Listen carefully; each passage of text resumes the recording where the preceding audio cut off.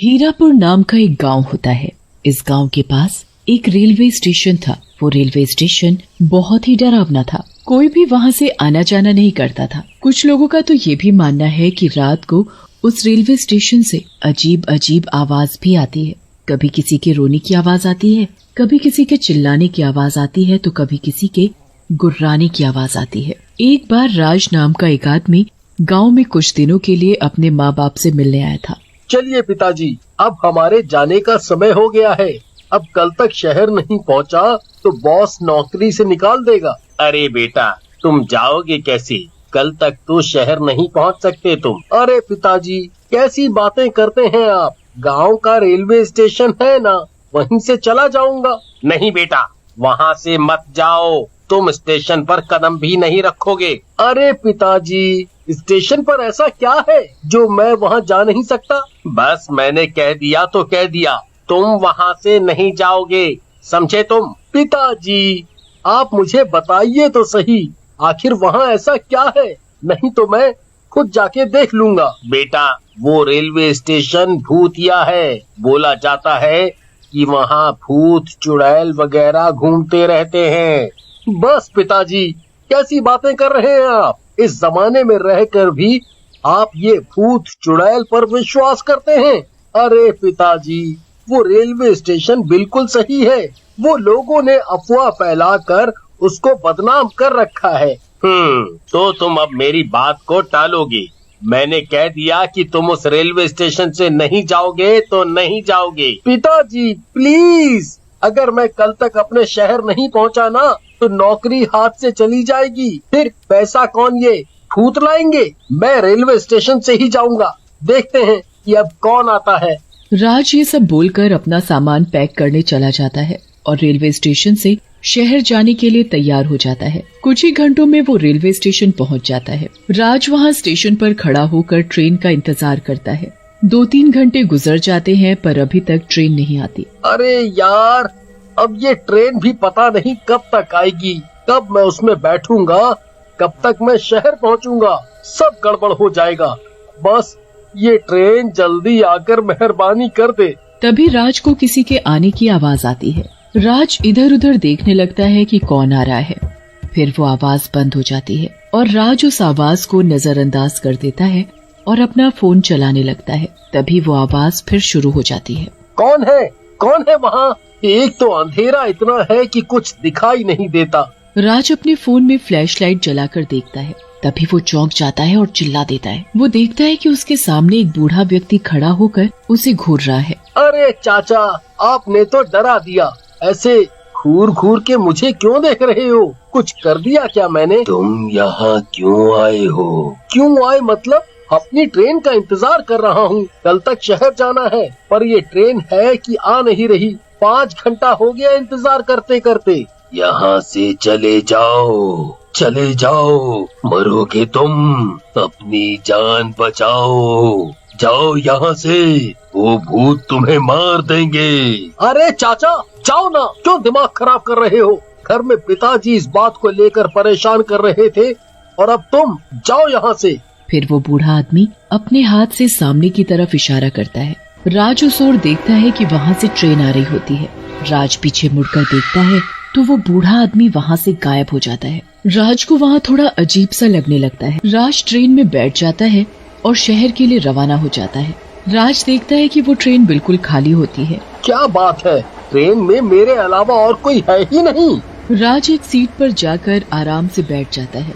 जब ट्रेन एक टनल के अंदर से जा रही होती है तब वो देखता है कि उसके आसपास बहुत सारे डरावने लोग बैठे हुए हैं जो खून से लिपटे हुए हैं। राज उन्हें देखकर बहुत डर जाता है। फिर अगली सुबह न्यूज़पेपर बांटने वाला राज के पिताजी के घर में न्यूज़पेपर फेंक कर चला जाता है। राज के पिताजी जब वो न्यूज़पेपर खोलकर देखते हैं तो वो बहुत चौंक जाते हैं और रोने लगते हैं। हे भगवान, ये क्या हो गया? मैंने उससे बहुत मना किया था, मत जा वहाँ, मत जा, पर उसने मेरी एक नहीं सुनी। अब ये हाल हो गया मेरे बच्चे का। क्या हो गया?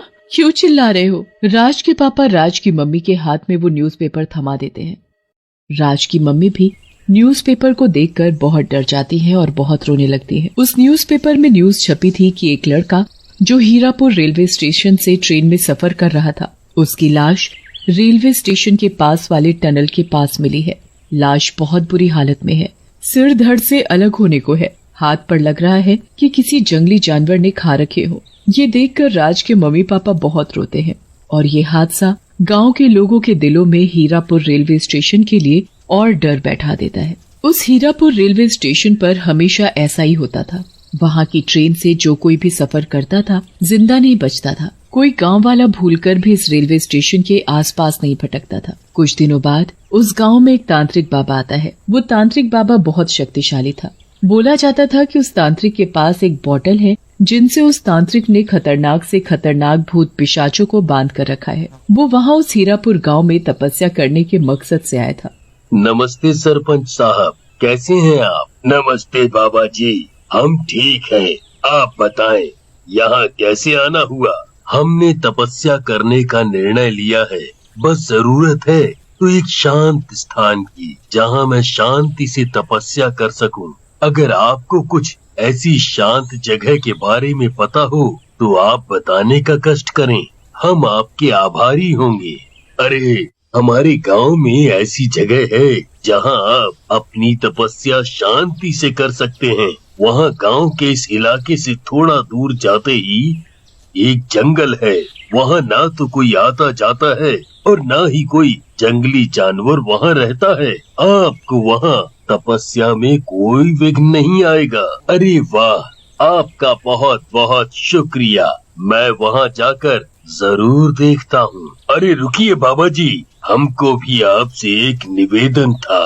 सरपंच मन में सोचता है, अगर इनसे उस भूतिया रेलवे स्टेशन को ठीक करने की मदद मांग ली तो सही रहेगा। इतने बड़े तांत्रिक हैं, कुछ ना कुछ मदद तो कर ही देंगे। हाँ सरपंच साहब, बोलिए, बिना हिचकिचाए बोलिए। वो आपको बताना था कि हमारे गांव में एक रेलवे स्टेशन है। वो बहुत डरावना और भूतिया स्टेशन है। वहाँ आज तक जो कोई भी गया है वो वापस नहीं लौटा। सभी गांव वाले परेशान हैं। आप कुछ उपाय बताएं, आपकी बड़ी मेहरबानी होगी। अच्छा ठीक है सरपंच साहब, हमको पहले वहाँ का माहौल देखने दीजिए। फिर तांत्रिक वो रेलवे स्टेशन देखने चला जाता है।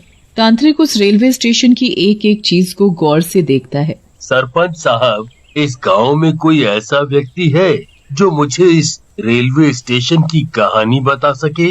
मेरा मतलब है कि यहाँ पहले क्या हुआ था, कैसे हुआ था, क्या वजह है यहाँ पर भूत चुड़ैल के घूमने की? हाँ बाबा, एक आदमी है, वो गांव के सबसे ज्यादा बुजुर्ग व्यक्ति हैं। वही कुछ बता सकते हैं आपको इस रेलवे स्टेशन के बारे में। फिर तांत्रिक उस बुजुर्ग आदमी राम प्रसाद के पास पहुंच जाता है। राम प्रसाद तांत्रिक को बताते हैं कि 10 साल पहले कुछ आतंकवादी इस गांव में घुस आए थे। वो इस गांव को बम से उड़ा देना चाहते थे, इसलिए वो इस गांव के रेलवे स्टेशन पर पहुंच जाते हैं, क्योंकि वहीं लोगों की संख्या ज्यादा होती है। उन लोगों ने रेलवे स्टेशन के कोने कोने में छोटे छोटे बम लगा दिए थे और उनमें से एक आतंकवादी अपने शरीर में एक बड़ा बम लगाकर ट्रेन में घुस जाता है।